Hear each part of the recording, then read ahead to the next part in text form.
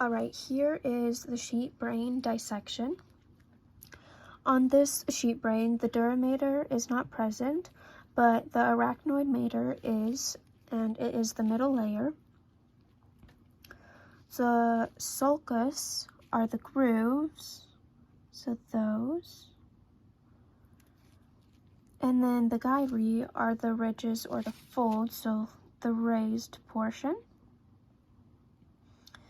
The cerebrum are the two halves, the two hemispheres, and the cortex is the outer portion. The lobes are frontal, and this controls motor functions. The occipital, this, and this receives and processes sensations from the eyes.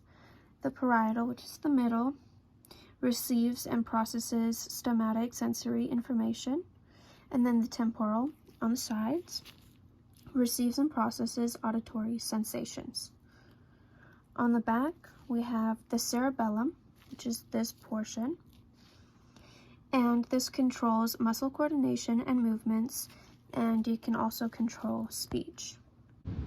Okay, now that we have the brain in two, I will show you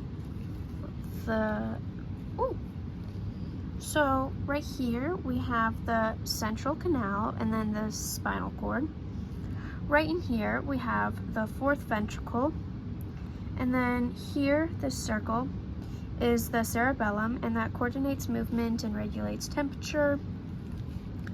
And then we have the cerebral aqueduct, which is right in here, and this contains cerebrospinal fluid.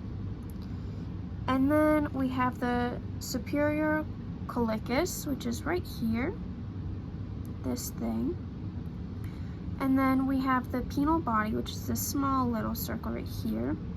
And then the pia mater is the innermost, or the inner layer. And then we have the thalamus, which is, there we go.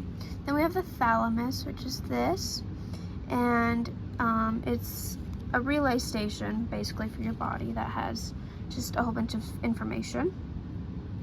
Then we have the third ventricle, which is right here, and then we have the corpus callosum, which is this, and this helps connect the two hemispheres. And then we have the septum pellucidum, which is the inside of that, which is this.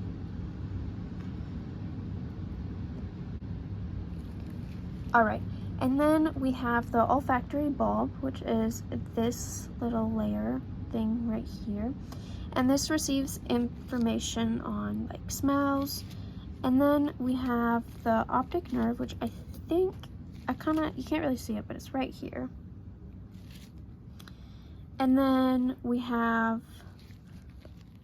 the optic chiasma, which should be right in here. And then we have